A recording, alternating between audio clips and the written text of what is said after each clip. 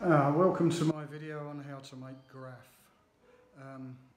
This is my second attempt and I learned a bit from the last one. The last one came out absolutely superb. I'm hoping to just slightly polish up on this one. What we've got first is the steeping step. I'm heating up 3 litres of water. I'm going to bring that up to around 70 degrees, 68 is what I'm looking for. And then we're going to add, I'm going to add 200 grams of carapils and 500 grams of Crystal 150. That's going to sit in the pan. I'm going to put them into a bag here, this bag. They're going to sit in the pan for around 45 minutes. Then I'm going to take them out of that pan and do a batch sparge. Right, we're up to 68 degrees. Bag there, 200 grams of carapils, in he goes, 500 grams of Cara 150. Right, get up there. Yeah. Needs proper. So need both hands for this. Cara 150 goes in there. Oh no, sorry, Cara, no, it's Crystal 150. Not Cara, Crystal 150 that is. I'm going to give that a little stir around inside the bag. Alright.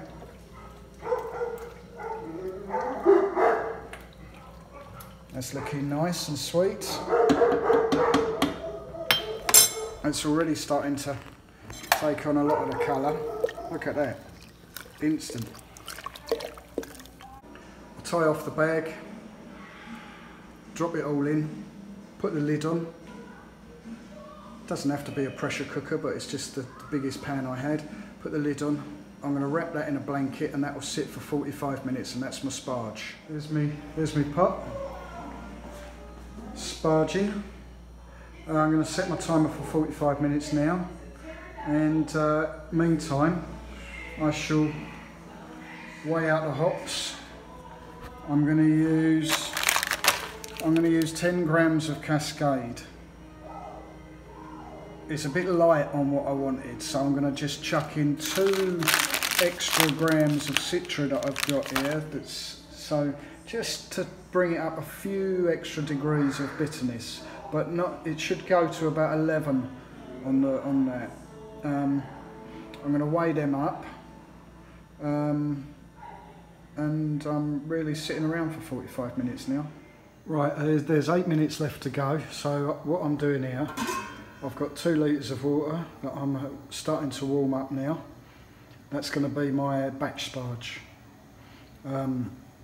So that needs to come up to like 70 degrees as well. And over here, what I'm doing here is I'm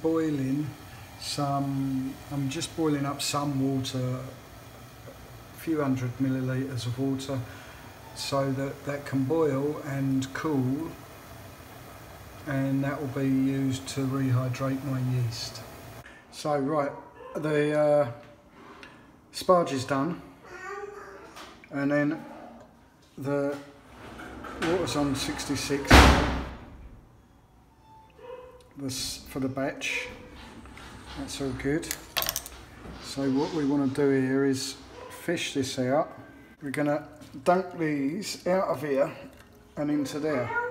So what we've got here, we've got our wort there, our first runnings, and we've got our second runnings here. Now it's not too important to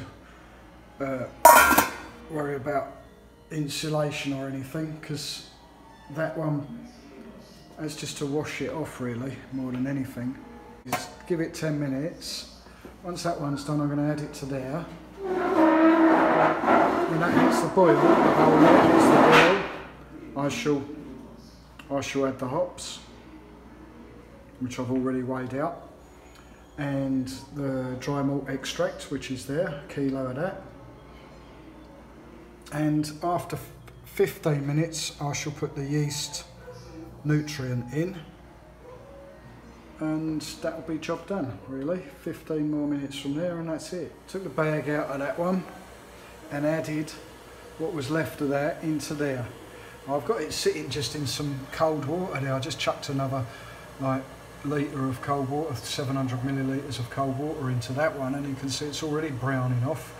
So I might even add that to the boil in a minute, just for the hell of it. Next up, what we're going to do in here is add the malt extract. So let's chuck that in now. Right. You could stir up.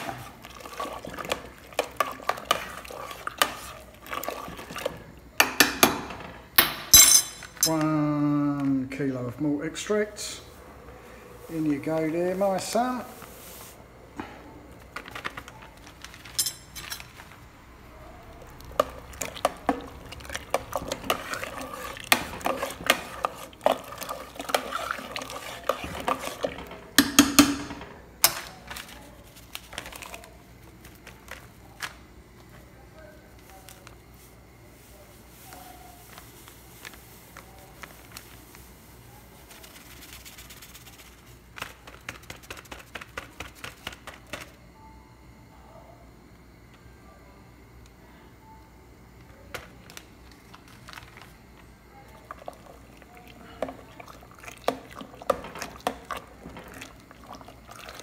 Just to mention that everything up to this point, you don't have to worry about sterilisation, any of it.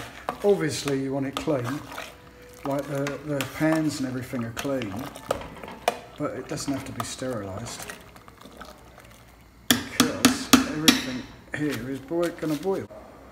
As soon as that boils, in go the hops. 12 grams. I'll set the timer for 15 minutes and then that yeast nutrient will go in there. I'm seriously thinking about adding this in, you know. I only wanted this pan to just put the thing in, but look, it's coming out so nice and brown, it'd be a shame to not use it really.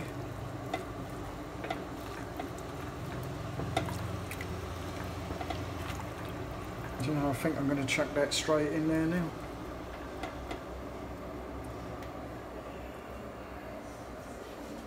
Just starting to hit the boil. There's a hot break there, all that foam. We've got probably about 5 litres of water in there. And keep it stirring to stop it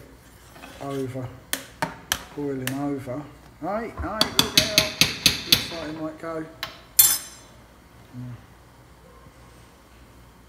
Turn him down a bit. As soon as I can get rid of that hot break, that foam will disappear in a minute.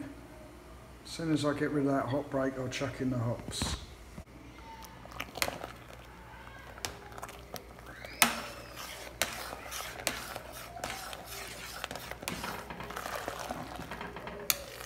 Lovely, look at that, it looks like chocolate. Smells wonderful. I think now, in go hops. I want that sitting on a rolling boil now. No lid, otherwise that will hold in there's, I forget the name of them, some alcohol compound things that boil off now. You want to boil them off now. That's part of the reason of boiling it. So you don't want a lid, otherwise that will hold them in. Set my alarm now for 15 minutes. Right, done. I've got that sitting in an ice bath, not exactly because the ice just all melted, but some cold water to give that a cool down. While that's cooling, I'm going to get the yeast rehydrating. I'll put that in the flask and rehydrate it. The fermentation bucket has been sitting with sanitizer in it. sanitizer on the lid, sanitizer inside the bucket. It's been soaking most of the afternoon actually, so like that's well sanitised now. Inside there I've got the conical flask and the airlock. Conical flask I'm going to take out now to do the yeast.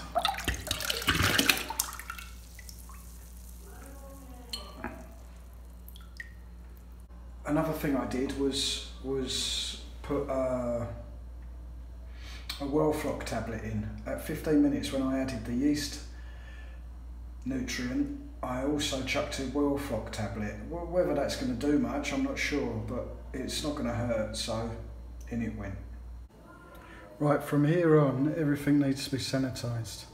So I just, that's my water that was pre-boiled for the yeast. I've got an SO5 yeast. That's going in to this here.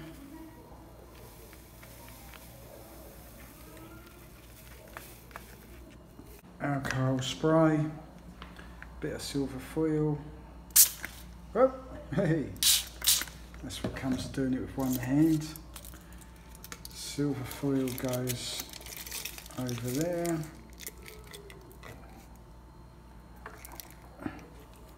Give that a whirl around.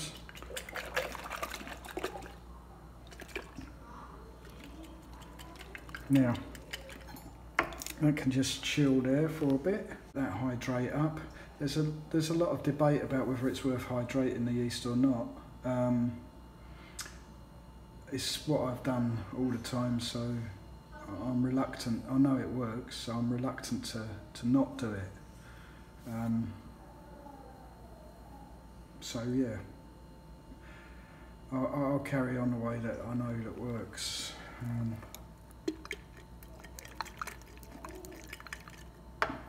Dad. So, what, mate? Don't get your nose in there, though. It's our Graf, that is. So we need to put in our 17 bottles of apple juice, shake them up well, chuck them in there, mix it with the wort. Let's go for some of that, shall we? Look. What's that there, son? What? That's wort, isn't it? That's our wort, and this is our apple juice. And that's our yeast. And we need to mix them all together. This is our yeast here, son, look. Now, that's our yeast, right? Yes. Yeah. What's that one there? No. What's it called? No. This one here. No. It's wort. What? Wort, yeah. And what's this? What's this one? No. That's apple juice. Apple juice. That's right, son. And we're going to mix them all up in our bucket, in here. In our bucket. Hey? That'll be cool, won't it? Yes.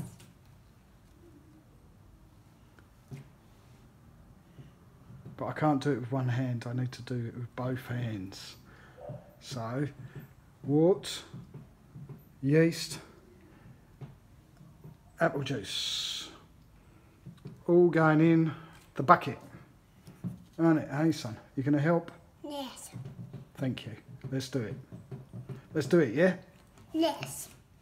Right, 3 weeks in the fermenter, 20 degrees centigrade. Then once a minimum of 3 weeks in the bottles.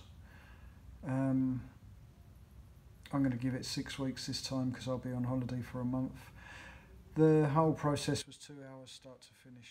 Within that 2 hours I also had time to cook my son his dinner and feed it to him. So not exactly a labour intensive task. Anyway, that's it. So cheers. Nice one.